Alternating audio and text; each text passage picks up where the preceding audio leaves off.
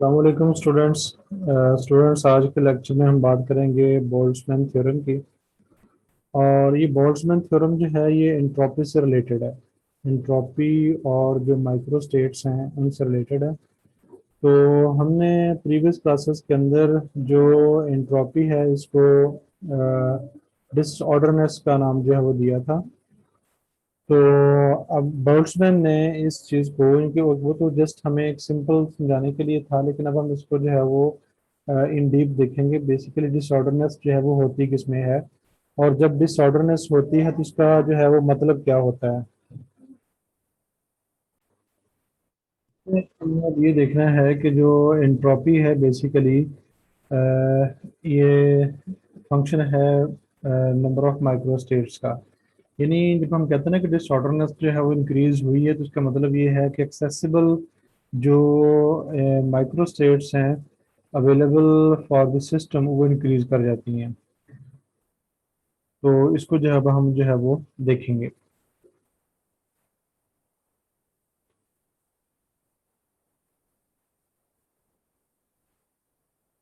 तो जैसे कि अभी हमने बात की है कि जो एंट्रोपी है it may be related with the probability of distribution, क्योंकि जो माइक्रो स्टेट्स होती हैं ये हमने जैसे प्रीवियस लेक्चर्स में बात कर चुके हैं कि ये डिस्ट्रीब्यूशन से रिलेटेड हैं of the particles present in the system. The natural way of distribution corresponds to the maximum thermodynamic probability, क्योंकि जो मोस्ट इरेगुलर जो वे होता है वो होता है जिसमें जो डिस्ट्रीब्यूशन की जो प्रोबेबिलिटी होती है वो मैक्सिमम होती है, जिसको हमने T A sorry T maximum का जो था वो नाम दिया था जब हम माइक्रो स्टेट्स की जो थी वो बात कर रहे थे। टी मैक्सिमम कि हमने वो नंबर ऑफ वो माइक्रो स्टेट लेनी है, वो कॉम्बिनेशंस लेने हैं जिनमें इस टर्म की जो वैल्यू होती है वो ज़्यादा होती है। तो बोल्ट्जमैन ने इसी चीज़ को मद्देनजर रखते हुए ये एज्यूम किया कि एंट्रोपी पैरामीटर जो है must have a relationship with the probability of equilibrium distribution of particles, यानी कि माइक्रो स्टेट्स के साथ उसकी जो है वो उसका जो है वो लिंक होगा। तो इस चीज़ को ध्यान में रखते हुए उसने मैथमेटिकली इस चीज़ को प्रूव किया। तो जैसे कि अभी हमने बात की है कि जो माइक्रो स्टेट्स हैं द प्रोबेबिलिटी ऑफ डिस्ट्रीब्यूशन, और जैसे जैसे ये प्रोबेबिलिटी ऑफ डिस्ट्रीब्यूशन बढ़ती है जो डिसऑर्डरनेस है या जो इंट्रॉपी है वो बढ़ती है। इसलिए हम इसको जो है वो इस तरह लिख सकते हैं कि जो इंट्रॉपी है बेसिकली वो हमारी फंक्शन है नंबर ऑफ माइक्रो स्टेट्स का। तो जब हम बात करना चाह रहे हैं कि जब दो सिस्टम या दो से ज़्यादा सिस्टम जो हैं जब हम उनको आपस में मिलाते हैं तो एंट्रोपी का क्या बिहेवियर होता है, तो उसके लिए फिर जो हम दो सिस्टम जो है वो ले लेते हैं जो इंडिपेंडेंट है एक दूसरे से, सिस्टम ए और सिस्टम बी। और जो सिस्टम ए है उसकी एंट्रोपी S1 है और जो सिस्टम बी है उसकी एंट्रोपी जो है S2 है। तो बोल्ट्जमैन जो कंक्लूजन है उसको देखते हुए हम फॉर फर्स्ट सिस्टम या फॉर ए सिस्टम ये लिख सकते हैं, और फॉर बी सिस्टम या सेकंड सिस्टम हम जो है वो ये लिख सकते हैं। अब चूंकि हमारी जो इंट्रॉपी होती है वो एक्सटेंसिव पैरामीटर है, यानी एक्सटेंसिव पैरामीटर हमने पढ़ा था कि वो होता है जो कि नंबर ऑफ पार्टिकल्स पे जो है वो डिपेंड करता है। तो इसलिए जब हम दो सिस्टम्स को आपस में मिलाते हैं ए और बी को, तो जो टोटल उनकी इंट्रॉपी बनती है वो हम उनको ऐड करके जो है वो निकाल सकते हैं। और जब हम इसको in terms of micro states देखते हैं तो वहाँ पर जो है हम इनकी जो इंडिपेंडेंट माइक्रो स्टेट्स होंगी उनको आपस जो है वो प्रोबेबिलिटी ही बता रही होती हैं। इसलिए प्रोबेबिलिटी का जो कॉन्सेप्ट है उसको इस्तेमाल करते हुए अगर हमारे पास दो इंडिपेंडेंट इवेंट्स हों, दो इंडिपेंडेंट सिस्टम्स हों, तो अगर उनकी प्रोबेबिलिटी सेपरेट हो, जिस तरह हमने कहा था कि अगर एक की P1 है दूसरे की P2 है, अगर ये दोनों इंडिपेंडेंट इवेंट्स की प्रोबेबिलिटीज हैं तो टोटल जो सिस्टम की टोटल जो इवेंट्स हैं उनकी प्रोबेबिलिटी निकालने के लिए हम इनको जो है वो मल्टीप्लाई करते हैं। तो इसलिए हम जो स्टेट्स हैं उनकी माइक्रो स्टेट्स जो हैं, टोटल अवेलेबल माइक्रो स्टेट्स देखने के लिए हम उनके जो इंडिविजुअल माइक्रो स्टेट्स थी उनको जो है वो हम मल्टीप्लाई करते हैं, उनका प्रोडक्ट जो है वो लेते हैं। तो अब जो टोटल हमारा सिस्टम होगा उसकी जो इंट्रॉपी होगी उसको हम इस तरह जो है वो लिख सकते हैं, और इसमें जो हमारा ओमेगा है ये प्रोडक्ट होगा ओमेगा 1 का और ओमेगा 2 का।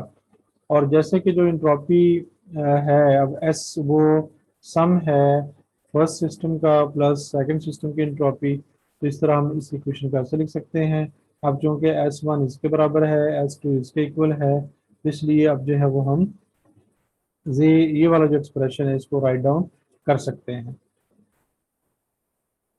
तो अब चूंकि हमने ये देखना है कि जब हमारा सिस्टम जो था वो एक ख़ास माइक्रो स्टेट के अंदर मौजूद था, तो उसमें माइक्रो स्टेट्स के चेंज होने से सिस्टम की इंट्रोपी में क्या चेंज आती है, तो उसके लिए हम क्या करते हैं, अपनी ये जो वाली जो इक्वेशन है इसको जो है वो हम इंटीग्रेट करते हैं।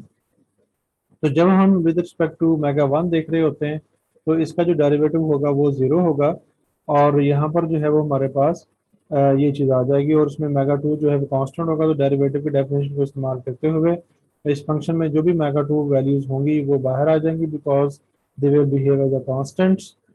तो उसके बाद डेरिवेटिव की जो रिप्रेजेंटेशन है एफ प्राइम, उसको हम इस्तेमाल करते हुए ये लिख सकते हैं, और हमारे पास जो है वो इक्वेशन नंबर टू जो है वो बन जाती है।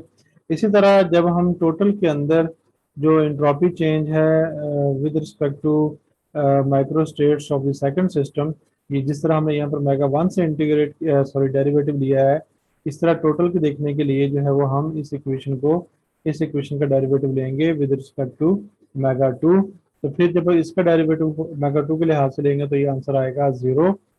तो इसलिए जो है वो हमारे पास जो है वो ये इक्वेशन जो है वो ऑन द सेम लाइंस, जिस तरह इक्वेशन टू आई है इस तरह इक्वेशन थ्री जो है वो आ जाएगी। अब हम क्या करते हैं कि जो हमारी इक्वेशन टू है इसको ओमेगा वन से जो है मल्टीप्लाई करते हैं, तो हमारे पास ये रिजल्ट जो है वो आ जाता है। तो ओमेगा वन से मल्टीप्लाई करने के बाद जब हम अपनी इक्वेशन नंबर थ्री को यूज़ करते हैं कि ये बराबर है omega one F prime of F one F two, तो हम क्या करते हैं कि इसकी जगह फिर ये वाला फैक्टर जो है वो लिख सकते हैं, और ये हमारे पास जो रिजल्ट आ जाएगा। तो इसमें देखें कि factors related to first system and factors related to second system दोनों सेम हैं, इसलिए हम इसको जो है एज ए कांस्टेंट जो है वो लिख सकते हैं। तो इस कांस्टेंट का हम कोई नाम दे देते हैं, लेट्स सपोज के। तो ये हमारे पास जो है वो वैल्यू आ जाती है। अब हम जो एफ प्राइम की जो रिप्रेजेंटेशन है इन टर्म्स ऑफ डेरिवेटिव वो हम यहाँ पर जो है वो लिख रहे हैं, और इसको जो है वो हम इस तरह भी लिख सकते हैं। और ये हमारे पास जो है वो डिफरेंशियल चेंज आ गई इन एंट्रोपी। तो अगर हमने टोटल चेंज इन एंट्रोपी निकालनी है as a function of micro states, total number of micro states of the both systems, तो फिर जो हम इसको जो है वो इंटीग्रेट करेंगे। तो जब हम इसको इंटीग्रेट करते हैं तो हमारे पास जो है वो ये रिजल्ट आता है। इसमें जो सी है वो कांस्टेंट ऑफ इंटीग्रेशन है। तो कांस्टेंट ऑफ इंटीग्रेशन जो होता है उसकी वैल्यूज निकालने के लिए हम जो है वो इनिशियल कंडीशन इस्तेमाल करते हैं। तो इनिशियल कंडीशन जो है वो हमारी जो है वो इनिशियली जो एंट्रोपी है वो जीरो होगी। कब? जब हमारा सिस्टम जो है परफेक्ट ऑर्डर में होगा, और परफेक्ट ऑर्डर में उस वक्त होगा जब हमारे सिस्टम की एक ही जो है वो स्टेट होगी, यानी कि तमाम के तमाम पार्टिकल जो है एक खास तरतीब के अंदर जो है मौजूद होंगे। It will be a single micro state, और उस वक्त उसका जो परफेक्ट ऑर्डर है वो होगा, और उसकी जो एंट्रोपी होगी वो ज़ीरो होगी। तो जब हम ये वैल्यू यहाँ पर पुट करते हैं और मेगा वन की वैल्यू यहाँ पुट करते हैं, तो हमारे पास जो सी की वैल्यू आती है वो ज़ीरो आती है, क्योंकि लॉग ऑफ वन जो है वो ज़ीरो होता है। तो जब हम सी की वैल्यू इस इक्वेशन के अंदर ज़ीरो पुट करते हैं तो फिर हमारे पास जो रिजल्ट आता है वो ये आता है। तो एंट्रोपी इक्वल्स टू के लॉग ऑफ माइक्रो स्टेट्स।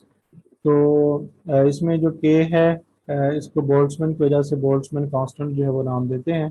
तो यहाँ पर जो हमारी जो चीज़ हमें नज़र आ रही है वो ये जो एंट्रोपी है it is proportional to the log of micro states, जिनके नंबर ऑफ माइक्रो स्टेट्स के जो है ये प्रोपोर्शनल है। तो डिसऑर्डरनेस से मुराद ये है कि जब डिसऑर्डरनेस इंक्रीज कर रही है तो there is increase in number of micro states. अस्सलाम वालेकुम।